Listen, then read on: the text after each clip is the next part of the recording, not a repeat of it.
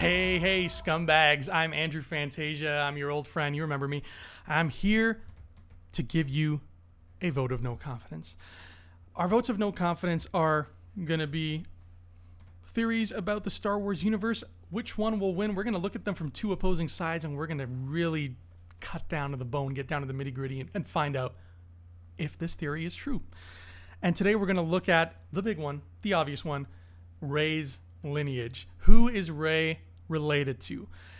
And our two contenders today are, is she a granddaughter of Obi-Wan Kenobi, or is she the granddaughter of Sheev Cornelius James Palpatine?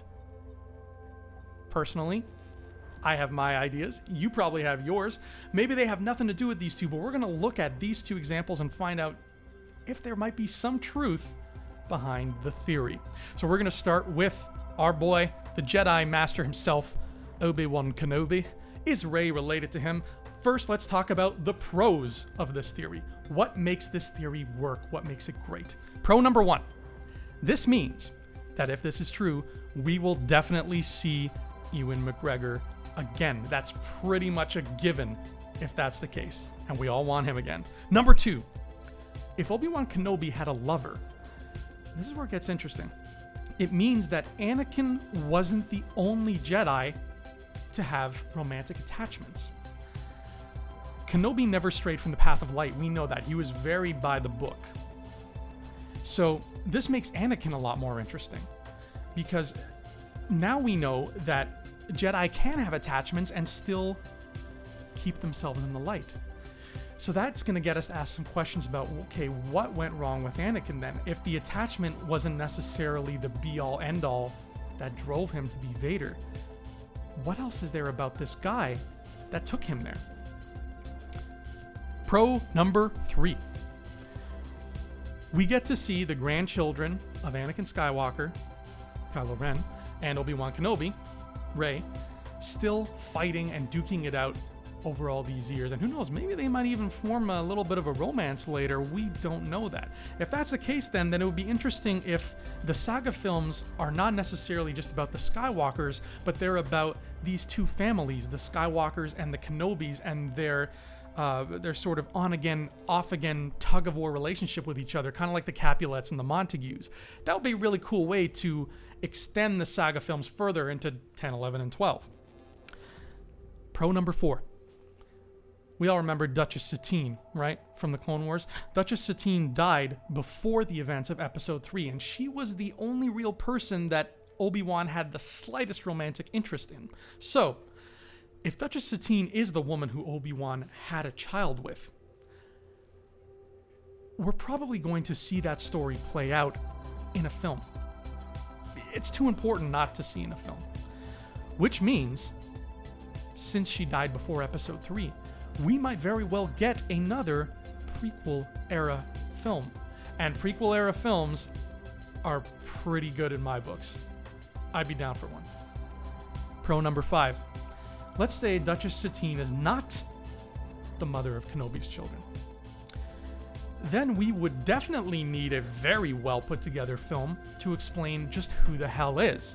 I mean, this is a woman that we'll obviously have never seen before. She'll be a complete stranger. We need to find out who is this person who made the most staunch, by-the-book Jedi abandon his code and take on a lover and have a family.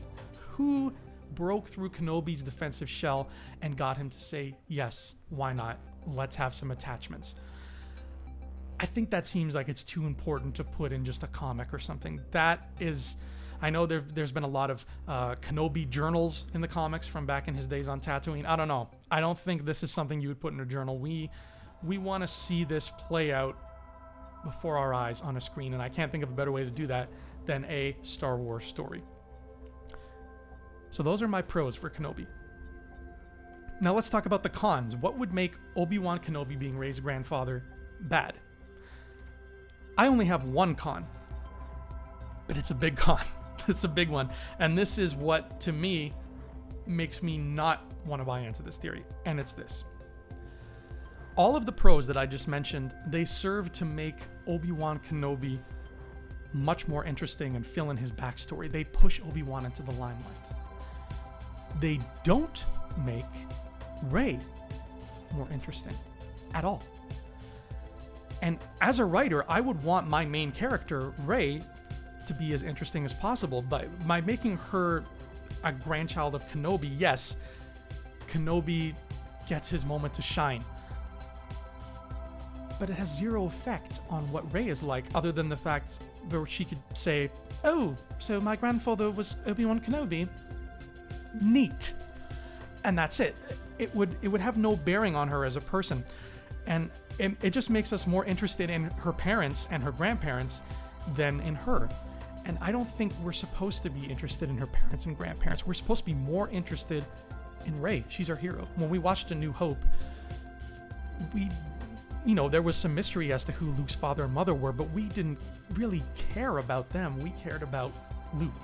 And that's why we need to care about Rey in this trilogy. So if she's Obi-Wan's granddaughter, that's great for Obi-Wan. Not so great for Rey. So let's move on to the other side of the mat.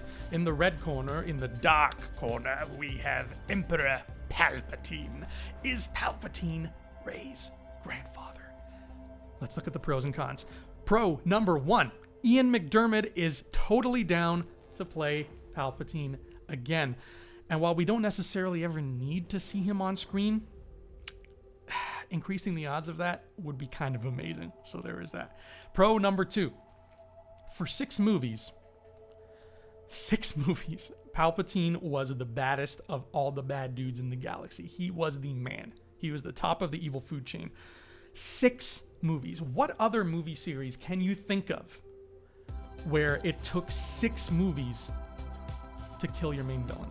And I'm not talking about Freddy Krueger or Jason Voorhees, because that doesn't count. They die all the time. I'm talking 6 movies before you could even scratch your main villain. That's a big thing. His impact in both the galaxy itself and the story being told, they're huge. So, to completely move on and to never mention Palpatine again feels kind of wrong. Snoke can be the new big bad, and that is perfectly okay, but Palpatine's presence, it should still be looming over the galaxy, like in all the films, because by making him Rey's grandfather, we at least keep his presence in our minds and in the saga as well. I feel like that's important. He is just too big of a figurehead to cast aside in favor of a new villain. Pro number 3, and this is the big one for me. Rey would be so damn interesting if she was Palpatine's heir. Plain and simple, it gives us enough storytelling potential for like 3 trilogies here. I'm serious. It explains why she's so powerful in the Force, for one thing, and it gives Snoke a legitimate reason for wanting her so badly. As soon as he finds out Kylo has her and he thinks she may be the one, he's like, bring her to me now. If the First Order is at all respectful of what Palpatine accomplished as the Emperor, then yes, finding out that he had an heir would absolutely make their day. Yeah, they would want to jump on that immediately. So they do everything in their power to find her and unlock the dark side potential that's inside her, because she does have that, if this is the case. It gives Snoke and the First Order a very legitimate reason for wanting to hunt her down, but more importantly, it gives Rey so much great inner conflict. It does. The moment she finds out that her grandfather was, for lack of a better term, Space Hitler, it will turn her world upside down. Literally. I mean, just imagine what that kind of revelation does to a person, finding that out. Imagine what it does to you on an emotional level, on a physical level, on a level that how it affects your self-confidence. She would feel terrible. She spent her whole life on Jakku waiting for her family to come to her.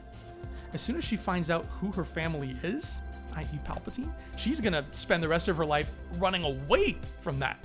She would avoid all ties to her family at any cost.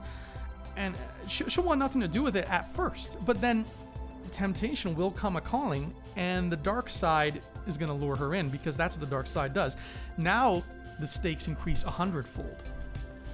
If she's Kenobi's granddaughter and the dark side comes after her, then it's just whatever. It's just a random Jedi being lured to the dark side, just like Luke was just like Anakin was. But if it's Rey, if it's the heir of the Emperor, then it's not just a random Jedi being tempted by the darkness. This is a Palpatine being tempted by the darkness.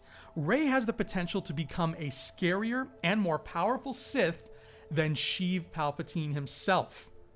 And if the First Order wants to make that a reality, if that's their endgame, then heaven help us all if they succeed. So Rey becomes one of the most interesting characters ever because she's a ticking time bomb. Rey Palpatine is a ticking time bomb of dark side potential. Every moment she's on screen will be loaded with tension. Pro number 4. Involving Palpatine also increases our odds of seeing ancient Sith worlds like Moraband, which in turn will increase our odds of seeing stuff related to the Old Republic. And we all know everybody's really down to see the Old Republic. So Palpatine was drenched in that. The more we see of him, the more we'll see of that. Now let's go over the cons. What would make Palpatine being her heir, or being her ancestor, not so great a thing? Con number 1, less chance of seeing Ewan McGregor. We're going to miss him. Con number 2, if Rey goes dark, there is a very, very, very high chance that she will kill Luke Skywalker. And a world without Luke Skywalker, I can't even. That is not a world I want to live in. So we would have to prepare ourselves for that. Con number 3, if Rey goes dark, it might sideline Snoke and possibly diminish him as a legitimate threat, because as soon as Rey is a Sith, if she's a Palpatine, I don't think Snoke stands much of a chance against her unless there's something about him we don't know yet. So, there you have it, everybody. Rey Kenobi versus Rey Palpatine. Who is her grandfather? Is it none of these people? I don't know. What do you think? You probably think it's somebody else. You probably think I'm her grandfather. I don't know. Let me know. Please chime in. Tell us what you think. Let's talk about Rey. We'll see you next time, scumbags. This has been Vote of No Confidence. I'm Andrew Fantasia. See ya. Hey scumbags, thanks for watching. Don't forget to give us a thumbs up on our video. As always, please subscribe to our YouTube channel, Rebel Scum Podcast, for all the latest videos.